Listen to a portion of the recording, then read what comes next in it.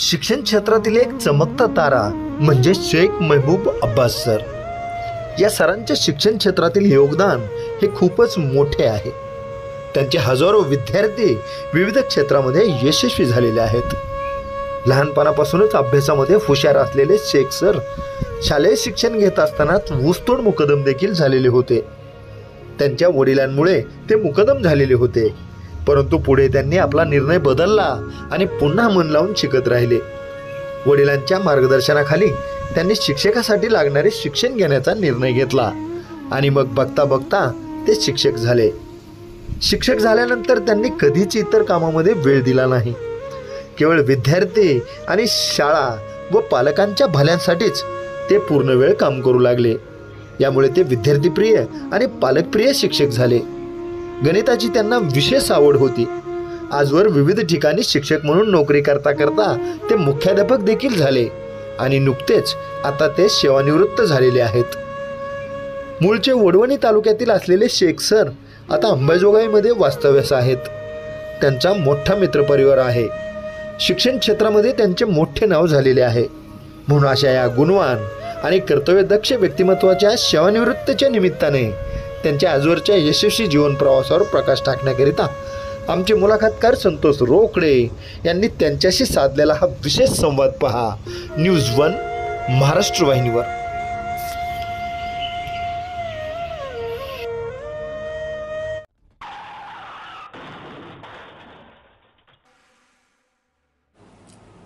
माझे नाव शेख महबूब अब्बास, सेवानिवृत्त मुख्याध्यापक, जिल्हा परिषद उच्च प्राथमिक शाळा पाटोदा ममदापूर, तालुका अंबाजोगाई, जिल्हा बीड।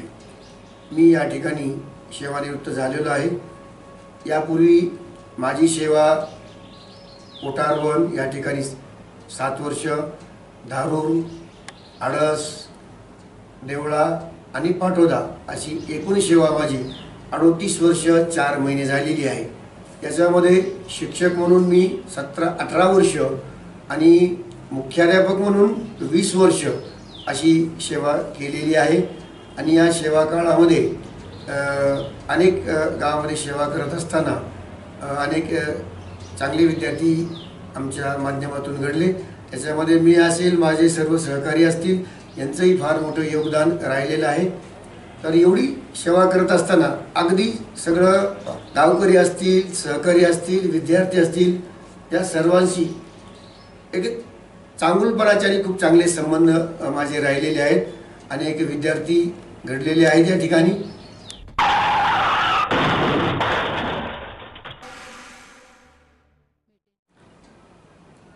शिक्षक या शब्दाकडे जर आपण नीट बघितलं, आपण याची नीट फोड केली आपण, तर मला असं वाटतं की शिक्षक म्हणजे काय, शिस्तप्रिय, क्षमाशील आणि कर्तव्यदक्ष।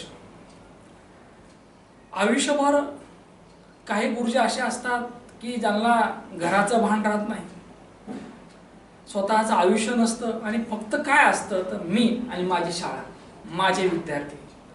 अगदी आज ज्या गुरुजींची मुलाखत मी घेत आहे त्या गुरुजींनी आयुष्यभर या ठिकाणी शाळा घडवली, विद्यार्थ्यांकडे लक्ष दिलं आणि त्यांच्या चांगल्या गुणामुळे अनेक चांगली मुलं घडली।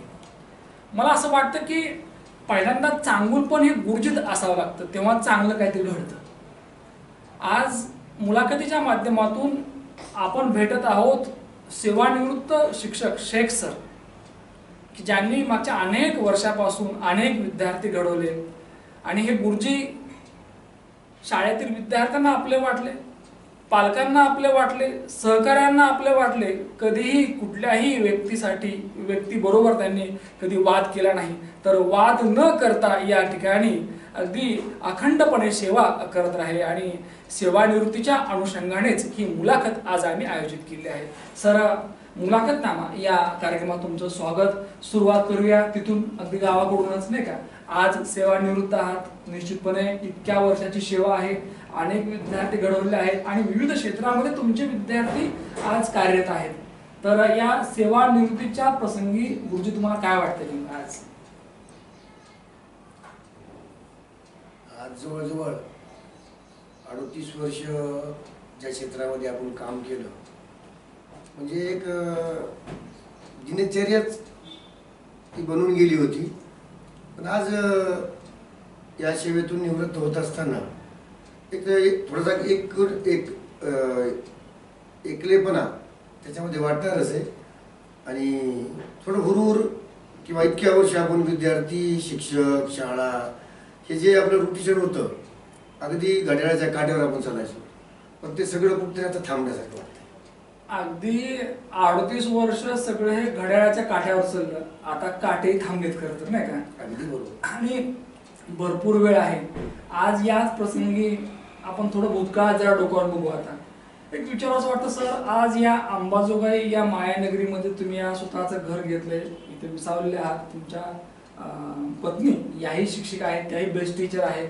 परंतु गुरुजी कसे घडले आम्हाला हे ऐकायचं. तुमचं गाव कोणतं, बालपणीच्या नेमक्या आठवणी काय, तुमचे आई वडील ज्यांनी तुम्हाला एवढं चांगलं घडवलं सर? आता गुरुजी कसा घडलो, खरं म्हणजे माझं गाव एक ग्रामीणमध्ये आहे. थोडंसं बऱ्यापैकी फार मोठं बी नाही आणि फार लहानही नाही, मध्यम स्वरूपाचं हायस्कूल माझ्या गावामध्ये आहे. माझं 10वीपर्यंतचं शिक्षण माझ्या गावामध्ये चिंचवण, तालुका वडवणी, जिल्हा बीड या ठिकाणी झालं. म्हणजे त्यावेळेस 1984-85 काळ म्हणजे एवढं काही शिक्षणाची जागृती नव्हती किंवा नोकरी काय असतं कसं असतं या काही गोष्टी माहीत नव्हत्या. पण शिकत गेलो. पण आमचे मुंडे सर होते, महादेव मुंडे, त्यांचं थोडंसं मार्गदर्शन लाभलं. आणि मॅट्रिक पास झाल्यानंतर पुढं काय करायचं काहीच माहीत नव्हतं. फक्त पुढं बीडला जायचं किंवा ग्रॅज्युएशन करायचं किंवा शिक्षण घ्यायचं एवढंच माहीत होतं. पण कुणीतरी आमच्या वडिलांना सल्ला दिला की DED जर झालं तर लवकर नोकरी लागते किंवा मुलगा शिक्षक होतो, अशा प्रकारचा सल्ला दिल्यामुळं मग आपल्याला तर मला तर त्याच काहीच कळत नव्हतं. अगदी 18-19 वर्षाचं वय, ग्रामीण भागातील वातावरण. आणि मग वडिलांना सांगितल्यामुळं आमच्या संस्थेतील सरांनी, मग त्याच्यामध्ये मुंडे सर असतील, फड सर असतील, मग माझा DEDला वगैरे तरी फॉर्म भरला, DEDला नंबर लागला. आणि मग शासकीय अध्यापक विद्यालय नेकनूर या ठिकाणी मी 2 वर्षाचा DEDचा कोर्स केला. सर अगदी गावाकडे नाही का, गावाकडे असताना म्हणजे त्या गावामध्ये तुमचे मित्र असतील, तुमचं बालपण कसं होतं नेमकं त्या काळात? बालपण म्हणजे परिस्थिती कशी होती तुमची? कौटुंबिक परिस्थिती बऱ्यापैकीच होती आमची पहिल्यापासूनच. अगदी लहानपणापासूनच जर म्हटलं तर थोडं व्यवस्थित होतं. म्हणजे जमीन, बैल बारदाना, गडी वगैरे असायची 1-2. तर बऱ्यापैकी परिस्थिती असल्यामुळं एवढं काय म्हणजे चणचण जाणवली नाही मला त्या आपला काळात. मुलगा कुठलेही आई वडील असेल ते, कारण आई आणि वडील यांची भावना आपल्या लेकराबद्दल ही सारखीच असते नाही का, की आपली मुलं घडली पाहिजे. तर तुमच्या वडिलांची आणि तुमच्या आईची तुमच्या जडणघडणीमध्ये भूमिका काय नेमकी, म्हणजे कशा प्रकारे त्यांनी घडवलं तुम्हाला? नाही, अगदी बरोबर आहे सर आपलं. कारण आजची पिढी खूप हुशार झाली. अगदी 1ली-2रीचे विद्यार्थी बी आज तुम्हाला स्टेजवर जाऊन स्पष्ट बोलताना दिसतात. आता मी पाटोद्याला सेवा करता, माझ्याकडे 2रीमध्ये मुळे नावाची विद्यार्थिनी आहे, 2रीमध्ये सर अख्ख्या परिपाठाचं संचलन करते. तर मी अनेक वेळेस बोलताना असं मला 10वीला असताना बोलता येत नव्हतं, अगदी DEDला गेलो त्यावेळेस बोलता येत नव्हतं. म्हणजे एवढी तफावत आजच्या पिढीमध्ये बदलली, एवढी हुशार पिढी निर्माण झाली. आणि त्या काळामध्ये तर शिक्षण काही माहितीच नव्हतं. मला आठवत नाही मी 10वीपर्यंत स्टेजवर गेलेलो आहे. म्हणजे शिक्षणाचं महत्त्वही नव्हतं आणि फक्त शिकायचं पण शिकायचं. पण ते थोडंसं वडील थोडे एक सामाजिक कार्यामध्ये ते वडिलांची पुढाकार असायचा. प्रत्येक एक गावातील प्रतिष्ठित 4 व्यक्तीमध्ये त्यांची गणना असायची. आणि मग त्याला नेहमी तालुका जिल्हा त्यांचे फिरणं असायचं. 1972चं मला वाटतं आमच्याकडे वडिलाचं स्वस्त धान्य दुकान आहे, 1972चं. पण ते त्याला थोडंसं माहिती असल्यामुळं शिक्षणाच्या बाबतीत त्यांची थोडीशी जाणीव होती म्हणा. मग त्यांनी ते मला पुढे शिक्षणासाठी, वडिलांनी तुमचं शिक्षण चांगलं व्हावं, तुम्हाला चांगले संस्कार दिले नाही का. तसं एक विचार असं वाटतं सर की गावाकडे असताना तिथली शाळा, तिथले गुरुजी, तुमचा मित्र परिवार कसा होता नेमका? सर माझे गुरुजी मी ज्यावेळेस 10वीपर्यंत शिकत होते मला आजही आठवतात. मी माझ्या शाळेमध्ये प्रत्येक वेळेस अनेक वेळेस बोलताना प्रत्येक विषयावर मुद्दा निघाला की मला नेहमीच माझे फडगुरुजी एक असायचे, आम्हाला गणित शिकवायचे मॅट्रिकला. आजही मला आठवतं, 40 वर्ष होऊन गेली सर. घुगे सर आम्हाला मराठी शिकवायचे. काय शिकवायचे सर ते? तसे शिक्षक पुन्हा लाभले नाही सर. मला आजही ते आठवतात. काल परवा मी कुठेतरी एका विषयावर बोलत असताना माझ्या घुगे गुरुचे उदाहरण दिले. मराठी शिकवायचे ते 40 वर्षापूर्वीचा काळ आहे सर तो. मला आजही ते शिक्षक आठवतात. चांगलं दिलं आणि चांगलं देणारा या ठिकाणी नेहमी लक्षात आपल्या राहतो नाही का? अगदी बरोबर. तुम्हाला लाभलेले गुरुजन टीचर्स की ज्यांची बेस्ट टीचिंग होती, ज्या बेस्ट टीचिंगमुळे तुम्हाला चांगलं घडता आलं सर, हे झालं शिक्षकाबद्दल, शाळेबद्दल. तर लहानपणी कुठले कुठले तुम्हाला खेळ आवडायचे, मित्रामध्ये नेमकं आयुष्य कसं होतं ते सांगा सर. म्हणजे गमती जमती काय होत्या नेमक्या? आता गमती जमतीमध्ये आमच्याकडे काय नदी मोठी आहे आमच्याकडे गावाकडे कुंडलिका नावाची मोठी नदी आहे. आमचा म्हणजे आता बालपणचे खेळ म्हणजे काय विटी दांडू आहे, त्यावेळेस गोट्या असायच्या, हारतळे नावाचा एक खेळ असायचा बा. संध्याकाळी आम्ही ते खेळायचो. संध्याकाळी बसलं की ते एक वेगळंच असायचं. ते 2 टीम असायच्या, एकमेकाला मारायचं आणि पाठलाग करायचा. अनेक खेळ म्हणजे ग्रामीण भागाचे खेळ खेळली जातात. गोट्या आहेत, विटी दांडू आहेत. आणि आमचा म्हणजे जास्त आवडीचा म्हणजे पोहणे नदीला. हे नदी मोठी होती आणि तो एक त्याच्यामध्ये जास्त वेळ जायचा. पोहणे, विटी दांडू, गोट्या आणि हारताळ ग्रामीण खेळ अगदी तुम्हाला अगदी आवडीचे खेळ. बरं सर, लहानपणी मित्रामध्ये अगदी खोडकर होतो का मग शांत होतात ते सांगा? मी पहिल्यापासूनच शांत होतो. आता आम्ही गावामधले आमचे मला वाटतं 21ची बॅच होती आमची 10वीची त्या काळातली. माझ्या गावातील आम्ही 9 विद्यार्थी होतो. पण काय म्हणतो त्याला आपण एक जिद्दी स्वभाव म्हणून आपण त्याला. आता आज सांगायला आम्ही आज खूप चांगले मित्र आहोत एकमेकाचे. पण त्या काळामध्ये आमचं अजिबात जमत नव्हतं. ते न जमण्याचा मला फायदा झाला सर. न जमण्याचा फायदा झाला की मी माझ्या फक्त अभ्यासावर फोकस केला आणि मी त्यांच्यापुढे निघून गेलो. अभ्यासामध्ये अभ्यास करत असताना त्या काळामध्ये गुरुजींचं जो मार्गदर्शन लाभलंच, पण तुम्हाला अभ्यास करत असताना कोणता विषय जास्त आवडायचा? माझा सगळ्यात जास्त आवडीचा विषय होता सर गणित. पण गुरुजी माझे त्याच्यावर जास्त आवडतात. अतिशय हँड गणित. जसे आपल्याला गुरुजी लागतात त्यानुसार आपला विषय हा चांगला होतो नाही का? तुम्हाला फड गुरुजी चांगले लाभले, ज्यांनी तुम्हाला गणित चांगलं शिकवलं. आणि मला असं वाटतं की ते गणित फक्त पुस्तकातलं नव्हतं, तर तुमच्या आयुष्याचं देखील गणित त्यांनी सोडलं करतं नाही का? सर, अगदी शालेय शिक्षण घेत असताना असं कधी वाटलं बरं नेमकं की आता आपण काहीतरी बनलं पाहिजे बाबा? तो प्रसंग असा आहे सर, मी 9वीला होतो आणि आताच सांगितल्याप्रमाणे आमचे वडील थोडेसे पुढारपणामध्ये होते किंवा थोडेसे प्रगतशील होते समजा. तर त्या काळामध्ये आमचे वडील कारखान्याचे मुकदम असायचे. आणि मग मला त्यांनी 9वीला असताना त्याने कारखान्याचं मुकदम केलं 9वीला असताना. आणि मग 9वीला मी मुकदम म्हणून 9वीला काहीच कळत नव्हतं. कर्नाटकमध्ये नेलं मला त्या टोळीच्या बरोबर. मी तिकडेच गेलो. माझा बराच काळ तिकडे गेला. जवळजवळ 5-6 महिन्याचा काळ तिकडे गेला. अगदी माझी 6 महिन्याची परीक्षाही तिकडे गेली. पण परत आल्यानंतर मला असं माझ्या मनाला टर्न बसला की आपण शिक्षणाशिवाय पर्याय नाही असं मला स्वजाणीव झाली. मला हे काम आपलं नाही. हे काम आपलं नाही. आणि मला ती स्वजाणीव झाली. आणि मी म्हणजे मला माझ्या मनाला ते काय झालं कळालं नाही मला. मी उन्हाळ्याच्या सुट्टीमध्ये सर पुढच्या बॅचचे पुस्तके घेतले आणि 10वीची शाळा सुरू होईपर्यंत मला चांगलं आवडतं माझे नवी हिंदी आणि मराठी अर्धवट पाठ झाली. मेरे ख्याल से जिसके पास दिमाग है वो दिमाग का काम करता है, दिमाग से काम करता है. तर तुमच्या लक्षात आलं की अरे हे काम आपलं नाही बाबा किंवा आपल्याला नको हे, तर आपण शिकूया नाही का? तर तुम्ही एक डिसाईड केलं, ठरवलं की आता आपलं शिकायचंय. तर मग ज्या वेळेला ठरवलं की आता पुढं आपल्याला शिकायचं, मग त्यावेळेस काही हे होतं कसं टार्गेट असं की आपल्याला हे अमुक बनायचं बॉस? नाही सर, असं काही माझं टार्गेट नव्हतं त्या काळामध्ये. पण एवढी जिद्द ऑटोमॅटिक माझ्यामध्ये निर्माण झाली की आता जेवढा अभ्यास केला सर त्या काळामध्ये आमच्या चिंचवण संस्थेचा गेला आमच्या पाठीमागचा 0% निकाल असा 10वीचा. 3 वर्ष लगातार 0% निकाल होता. तर माझ्या अगोदरच्या बॅचला 1-2 मुलं पास झाले.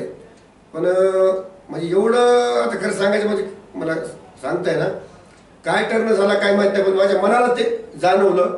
तर 1962ची संस्था आहे सर आमची. मला अभिमान वाटेल. 1984ला माझी मॅट्रिक झाली. 22 वर्षानंतर मी पहिला विद्यार्थी त्या शाळेचा प्रथम श्रेणीमध्ये उत्तीर्ण होणार. म्हणजे मनालाच असं वाटलं. पण त्याचं टार्गेट जेव्हा आपण म्हटलं तर आपण हे व्हावं ते व्हावं असं काही कळत नव्हतं त्यावेळेस. फक्त चांगलं शिकायचं एवढं उद्दिष्ट होतं. म्हणजे तुम्हाला वाटलं आणि तुम्ही अगदी झपाट्याने अभ्यासाला लागलात नाही का? आणि अगदी बोतोना भविष्यात एक तुम्ही टर्न घेतला खरं तर. आणि 10वी मध्ये चांगल्या मार्कने पास झाला. सर, ज्या वेळेला 10वीचा निकाल लागला आणि त्यानंतर मग ज्यावेळेला ते सगळे मार्क समजले असतील नाही का, अगदी भरपूर आनंद झाला असेल शाळेला, तुमच्या गुरुजनांना, तुमचे आई वडील असतील.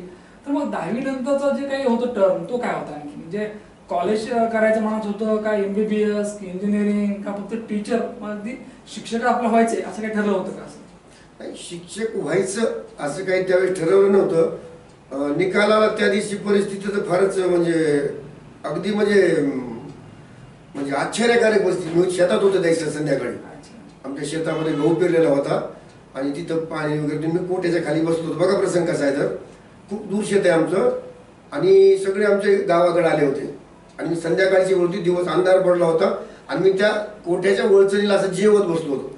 माझ्याकडे मडकं होतं पाणी, ते असं जेवत होतो. तर तितक्यामध्ये असा एक साप आला, असं सर्र करीत आला आणि ते मेढीवर असा वर कोठ्यामध्ये चढला.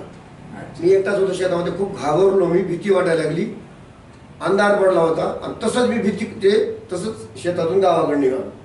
अंधार काही दिसत नव्हतं आणि मग तसंच भीत भीत भीत गावामध्ये आलो. गावामध्ये आलं की घरी बसलो की थोडी चर्चा झाली. आता शॉर्टमध्ये गेलो की एक शेजारचा मुलगा आला, म्हणले बाबू आहे का घरी. मला गावाकडे बाबू म्हणतो. हां, म्हणलं काय झालं, म्हणजे असं आश्चर्य वाटलं ना. नाही म्हणते पास झाला, म्हणजे 10वीला पास झाला. पण त्यावेळी 10वीला पास होणं म्हणजे खूपच मोठी गोष्ट समजली जायची. तर अशा प्रकारे तो त्या दिवसांनी निकाल मला एक काळ असा होता की इंग्रजी आणि गणित हे विषय लवकर विद्यार्थ्यांना निघत नव्हते, जातच असायचे ते, नाही का, ते नापास व्हायचे आणि फार कमी मुलं पास व्हायचे, फार कमी. अगदी कुठल्याही प्रकारची शिकवणी नसेल, ट्युशन नसेल, आणि ट्युशन नसताना देखील तुम्ही चांगल्या मार्काने पास झालात. सर मग 10वी नंतरच डीएड त्यावेळेला होतं नाही का, तर डीएड करण्यासाठी म्हणजे प्रोत्साहन कोणी दिलं का, तुम्ही स्वतःला वाटलं आपलं डीएड करायचं? डीएड कर नाही, मी आता सांगितलं की स्वतःला तर ऍज अ विद्यार्थी म्हणून काहीच कळत नव्हतं त्यावेळेस, फक्त शिकायचं एवढंच माहित होतं. शिकायचं फक्त वडील थोडेसे शिक्षकाच्या संपर्कामध्ये होते आणि आताच म्हटलं म्हणते महादेव मुंडे सर आणि मला वाटतं फडगुरुजी किंवा मिसाळ सर, आमचे मिसाळ सर एक होते, खूप चांगले शिक्षक होते आम्हाला 5वी ते 10वी पर्यंत. तर त्यांनी बहुतेक वडिलांना मार्गदर्शन केलं, लवकर मुलगा असेल शिकला, डीएड झालं तर लवकर नोकरी लागेल असं त्यांनी त्यांना सांगितलं असावं. आणि मग ते कॉलेज किंवा डीएड या दोन्हीकडे चाललं होतं. म्हणजे डीएडला नंबर लागला आणि मग ते डीएड करून शिक्षकी पेशामध्ये आलो. अगदी 5-6 महिने मुकदम म्हणून काम पाहिलं. हो, परराज्यामध्ये हो. तिथला अनुभव घेतला आणि गड्या आपला गाव भरा आणि आपलं शिक्षण बरं, नाही का. म्हणजे तुमच्या मनामध्ये खरं तर पैशाची लालसा नव्हती, म्हणजे लवकर पैसे कमवायचे, तुम्हाला शिकायचं होतं, ज्ञानी व्हायचं होतं, नाही का. आणि मग ज्या काळामध्ये कोणी सांगणार नव्हतं की आपण शिकलं पाहिजे, त्या काळात तुम्हाला स्वयं हे कळलं, स्वयं निर्माण झालं, माझ्या ऊर्जा निर्माण झाली. मला असं वाटतं की स्पिरिट फार कमी विद्यार्थ्यांना असतं सर, की आपण शिकलं पाहिजे, नाही का. सर विचार असं वाटतं की ज्या वेळेला डीएड झालं आणि ऍज अ टीचर म्हणून, एक शिक्षक म्हणून, की बराच कार्यकाळ तुम्ही विद्यार्थ्यांना ज्ञान दिलेलं आहे, चांगले अनेक विद्यार्थी आपण घडवले आहेत, तर एक शिक्षक म्हणून जो तुमचा कार्यकाळ आहे तो मला आहे सर. शिक्षक म्हणून तर आत्ता मी सांगितल्याप्रमाणे शिक्षक मध्ये मला अजून एक उल्लेख करा. माझे मित्र दादाभाऊ तावडे, म्हणजे ते माझ्या अगोदरच्या बॅचला होते, त्यांचे 2 विषय गेले आणि 4 निघाले. तर मला त्यांनी खूप टोकलं, असं चांगला विद्यार्थी, माझा खूप चांगला मित्र होता तो. बेट्या म्हणले तू माझे तर 4 निघाले, तू 2च काढून दाखव मॅट्रिकला. ते तुमच्या पुढे माझ्या पुढे होता तो. आणि तिथून एक मला खूप चांगली प्रेरणा भेटली सर, एक मला अगोदरून सांगायचं. कारण ज्यावेळेस कोणी तर तुम्हाला टोकणार असतं त्यावेळेस 4 विषय गेले होते. दादाचे 4 विषय गेले. दादाभाऊ तावडे माझा खूप चांगला, फक्त 2 विषय काढून दाखव, फक्त 2च विषय काढून दाखव. इथं एक मला खूप चांगला टर्न भेटला असं मला नेहमीच वाटलं. तुम्हाला चॅलेंज वाटलं, तिथून मला जी ऊर्जा निर्माण झाली की मला एक जिद्द निर्माण झाली. हा 2 म्हणला का आता आपण, म्हणजे मला असं वाटतं सर की त्या माझा दादाने बाबू मधला विद्यार्थी जागा केला. तो माझा खूप चांगला मित्र होता. तो आज करोनामुळे या जगात नाहीये. त्याच्या आत्म्याला ईश्वर शांती देवडी मी या ठिकाणी प्रार्थना करेन. सर एक शिक्षक म्हणून कधी तुम्ही कार्यकाळ सुरू केला, आज किती वर्ष झाले, आणि आत्ताच्या या म्हणजे पूर्ण कार्यकाळामध्ये आलेल्या अनुभव आम्हाला सांगा सर. शिक्षक म्हणून मी सर 12/11/1986 त्या काळामध्ये सर डीएड झाले की नोकरी असायची. म्हणजे डीएड झालं की नोकरी. अगदी बघा, ऑगस्टमध्ये निकाल लागला, सप्टेंबरमध्ये एंट्री झाला, ऑक्टोबरमध्ये दिवाळी सुट्टी होती, नोव्हेंबरमध्ये ऑर्डर आली. म्हणजे 1 महिन्यामध्ये गेला नाही. तर 1986ला माझ्या गावाजवळ कोटरबने गाव आहे, त्या ठिकाणी माझी शिक्षक म्हणून सुरुवात झालेली आहे.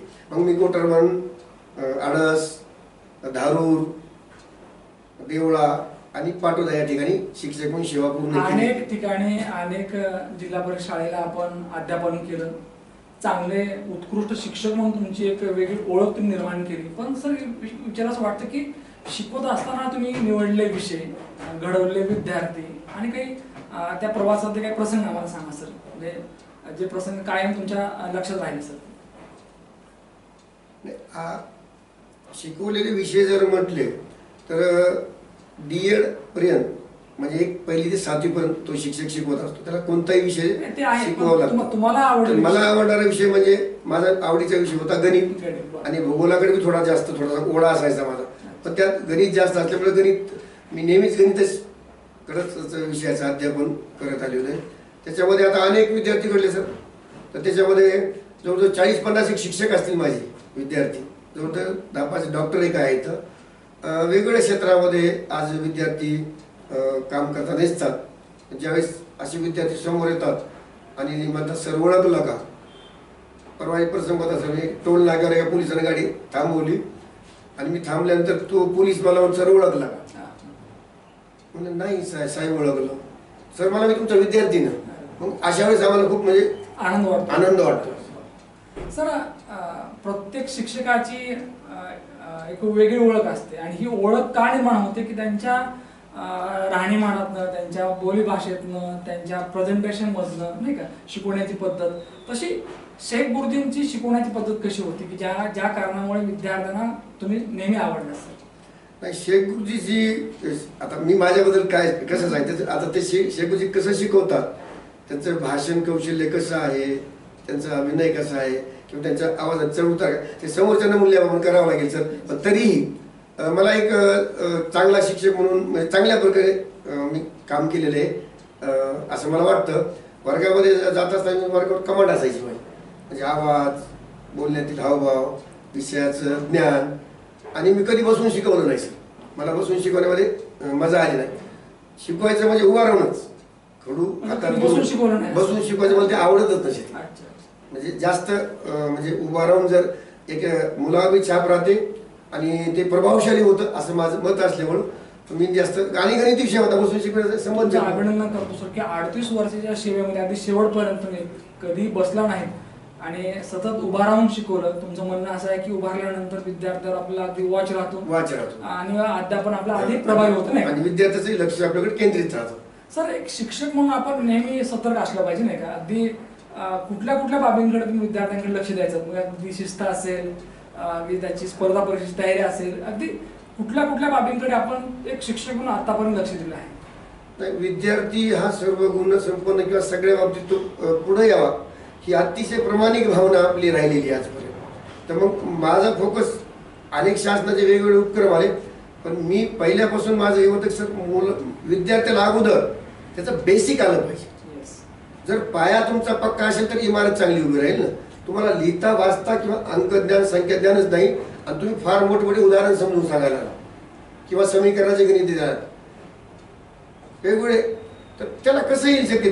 तर माझा फोकस ह्याच्यावर असायचा की त्याचं मूळ जे आहे, बेसिक जे आहे, पायाभूत क्षमता त्याच्या अगोदर पक्क्या झाल्या पाहिजे. या गोष्टीकडे माझा खूप जास्त भर असायचा. माझ्या सहकार्याला बी मी त्याच बाबतीत जास्त मार्गदर्शन करायचो, विद्यार्थ्यालाही तेच बोलायचो. आणि याचबरोबर अजून एक मला जास्त आवर्जून सांगावंसं वाटतं की माझा विद्यार्थ्याला एखादा धडा एखादा घटक कमी आला तर चालेल, पण माझा विद्यार्थी सुसंस्कारित व्हावा ह्याच्याकडे माझं खूप जास्त भर असेल. म्हणजे ज्याला म्हणतो ना बोले तैसा चाले, त्याची वंदावी पावले. तर नुसतं बोलायचं नको, ते आचरणातून आणि कृतीतून विद्यार्थी घडावा आणि ते आपण विद्यार्थ्यासमोर त्याचं ते सादरीकरण केले किंवा तसं वागलेलं. प्रत्येकाच्या नजरेतनं शाळा वेगळी असते. काहींना वाटतं की इथं माझी ड्युटी आहे 10 ते 4 वाजले मी घरी जाणार.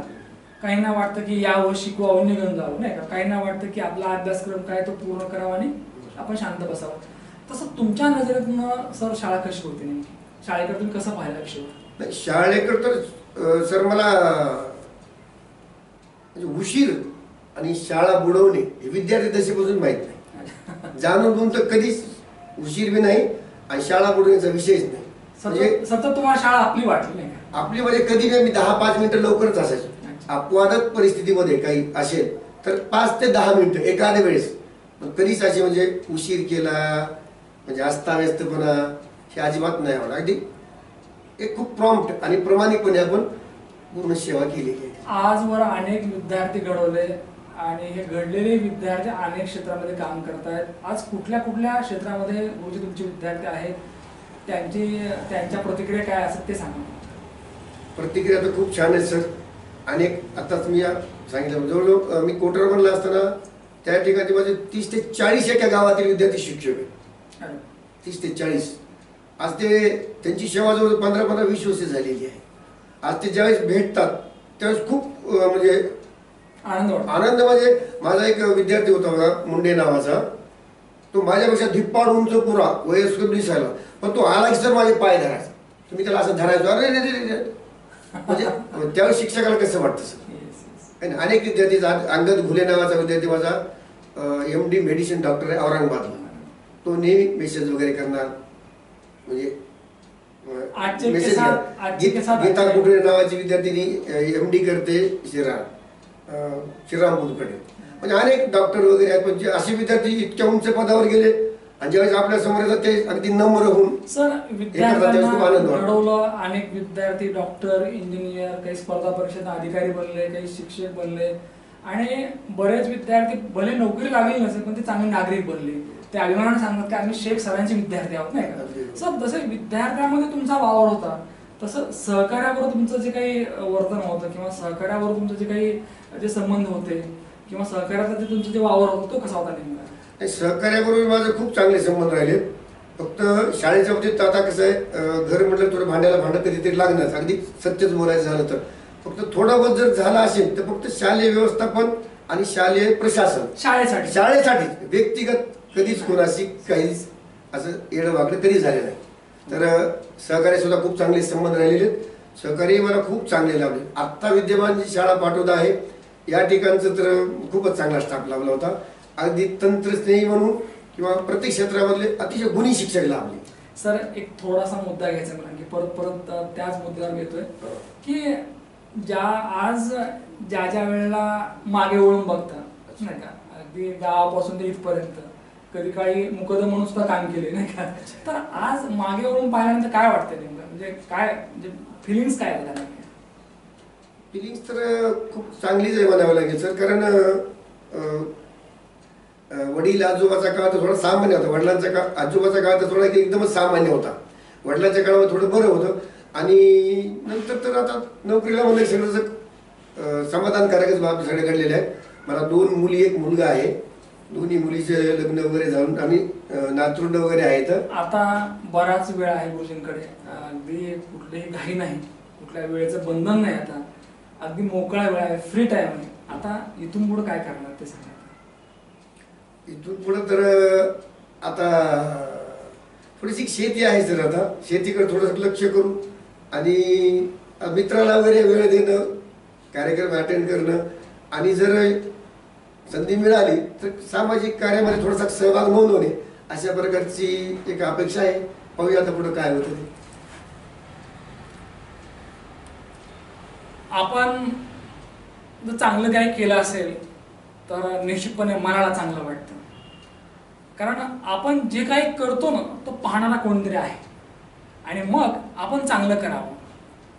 शेख सरांनी आयुष्यभर 38 वर्षाच्या सेवेमध्ये कधीही शाळेला लेट केला नाही.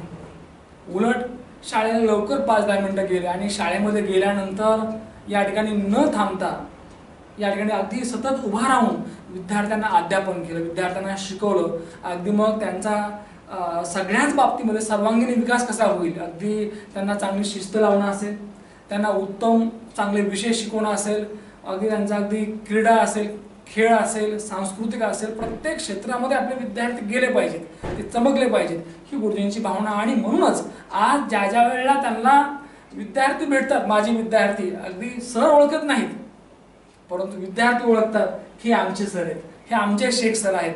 मला असं वाटतं की शिक्षकाची आयुष्यातली शिदोरी काय असते तर त्याची प्रॉपर्टी काहीच नसते, तर प्रॉपर्टी एकच असते, ते म्हणजे घडवलेले विद्यार्थी. आणि यातच खऱ्या अर्थानं शिक्षक या ठिकाणी समाधानी असतो आणि खरा श्रीमंत शिक्षक तोच ज्या शिक्षकांनी प्रामाणिकपणे काम केलं आहे. कारण पैसा येतो, पैसा जातो, पैसा हा क्षणभंगूर आहे, परंतु या ठिकाणी जर अगदी शाश्वत काय असेल तर आपलं कर्म आहे. सर, मी एवढंच सांगेल की 38 वर्ष त्याहीपेक्षा जास्त कार्यकाळ आपण या ठिकाणी अध्यापन केलं आहे आणि विद्यार्थी घडवलेले आहेत. आज या प्रसंगी मी एवढंच सांगेल की तुम्हाला चांगलं आरोग्य लाभो आणि तुमच्याकडनं आजही या ठिकाणी पुढेही अगदी तुमच्या मनात जे आहे, अगदी समाजसेवा असेल, शेती असेल किंवा मित्रांना भेटणं असेल, इतरांना मार्गदर्शन असेल, हे कार्य आपण अगदी सततपणे पुढेही करत राहावे यासाठी खूप खूप शुभेच्छा. निश्चितच आदर्श शिक्षक सन्माननीय सेवानिवृत्त सर शेख सर यांच्या जीवन कार्यावर टाकला प्रकाश प्रेक्षकांना आवडला असेल. परत भेटू या पुढच्या मुलाखतीमध्ये. तोपर्यंत पाहत राहा न्यूज वन महाराष्ट्र चॅनल. धन्यवाद.